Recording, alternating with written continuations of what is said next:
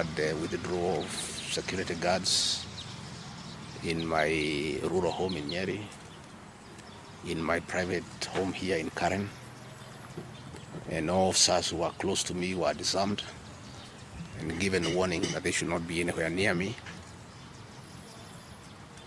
I didn't know President William Ruto can be that vicious. I am shocked by how vicious a man I helped to be president, a man that I believed in, a man that I was persecuted when supporting him, could be so vicious against me when I'm literally fighting for my life in hospital. How cruel can a man be? You know, as we speak today, the Deputy President of the Republic of Kenya, regarding Gachagua, has no single security officer around him. He's alone. And I am aware that a judge seated in Kirogoya and another one seated in Milimani gave conservatory orders staying the proceedings of the Senate, which effectively means I'm Deputy President. But the President, in total violation of the court orders, viciously withdrew security around me. Again, to cripple the functions of my office. He ordered through the head of public service, Felix Koskei, that all officers in my office be sent on compulsory leave. Last night, all vehicles assigned to officers who work under me were impounded to cripple the office of the Deputy President. I don't understand this level of viciousness to a man who have been your deputy, who helped you to become president, irrespective of whatever he has done. At his lowest moment in life, when he's literally struggling to stay alive, you unleash such viciousness against him. I bear no grudge against anybody, but I had not seen that in President William Ruto. The man I'm seeing is not the one that I thought that I knew. I know there was concerted effort that I should not go to Kwale for the celebration. Wilson Airport were told that I should not go through Wilson Airport. All owners of helicopters were told that I should not be allowed to use any of them to go to Kwale. I don't understand.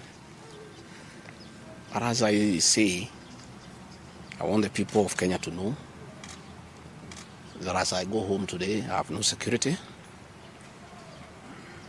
And it's good that they know. And if anything happens to me or my family, President William Ruto must be held to account. We've made many mistakes in life.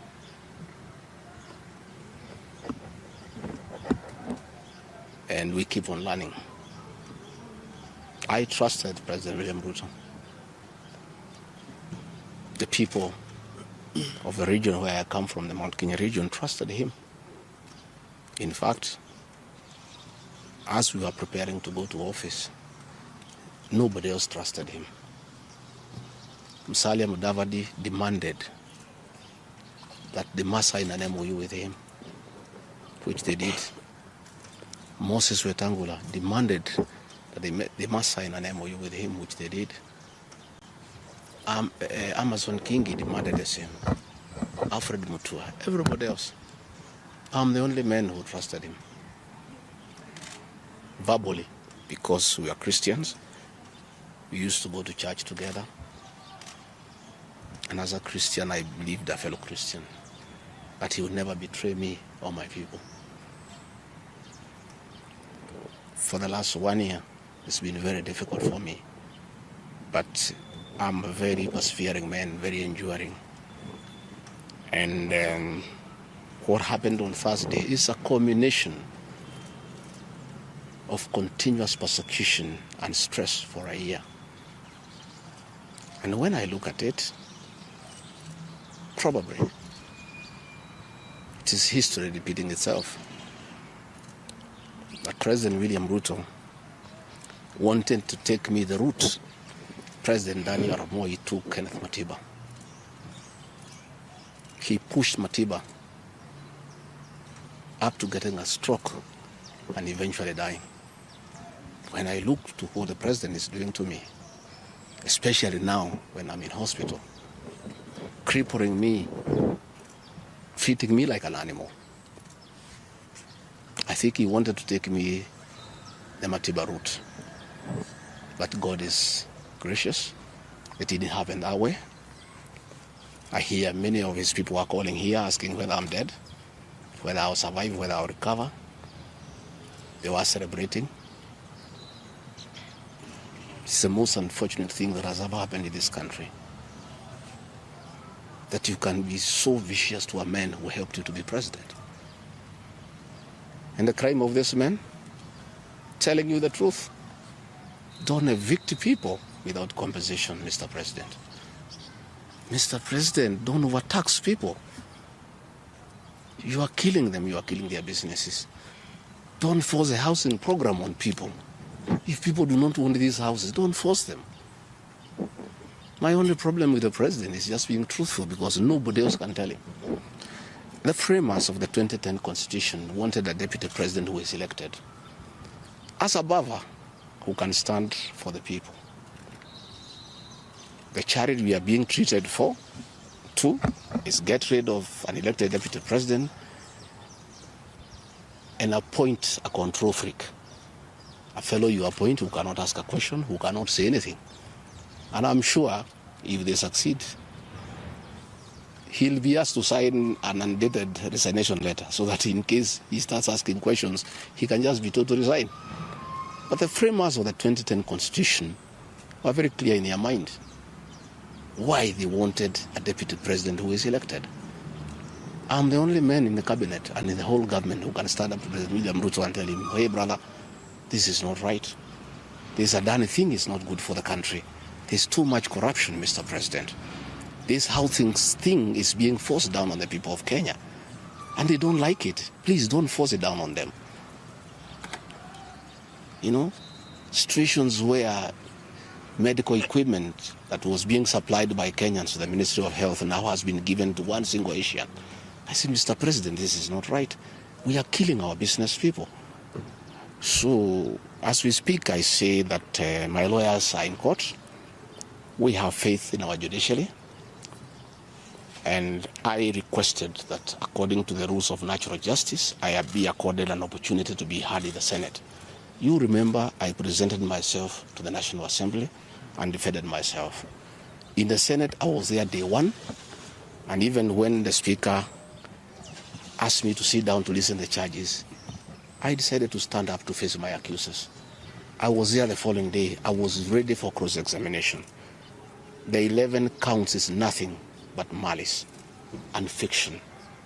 It was a political game by the president to get rid of me. And looking at it, I don't think the president had any intention of ever working with me. I think he just needed me to help him win the election because of my mobilization capacity and the faith the Mount Kenya region has in me. So I should have been given an opportunity. I have asked my lawyers and they have told me the motion was not time-bound. What is time-bound is a select committee that should work for 10 days and then report to plenary. That committee was never constituted. So this matter should have continued and waited for me. I was ready for cross-examination so that I answer those 11 counts one by one. And I'm sure, had I been given that opportunity, I would have persuaded the senators otherwise. I was not given that opportunity. When you look at the speed at which Rigathi Gachagua is being held in that office, it's like the story of Simon Makonde. You remember that story? Yeah. One who died, who was born on Monday and by Sunday he was buried. The kind of efficiency that has been exhibited in holding Rigathi Gachagua out of office If this efficiency was being exhibited in the management of the affairs of this country, Kenyans would be very happy. What is the hurry? The framers of the Constitution gave the president 14 days to look for somebody to replace the deputy president. It gave Parliament another 60 days. That's a total of 74 days. Why is a job that was prescribed by the framers of the Constitution to be done within 74 days is being done in half a day? You must ask yourself that question. I think it's being hurried to circumvent justice, to avoid the courts of law from interrogating this matter and making a decision. The courts told us they don't want to interfere with the process, to let the parliamentary process get finished and then go to them. We have gone to them now. It's over. The courts will interrogate the process and make a determination. But I ask, let the president obey court orders. Through a court order, Rigathi Gachagua is deputy president. Why doesn't he have cars? Why doesn't he have security? Why has his office been made dysfunctional? I think it's very important. But finally, I want to tell the people of Kenya that I don't feel safe. And for the first time, let me say that on 30th of August in Kisumu, undercover security agents entered my room in Kisumu and bagged it.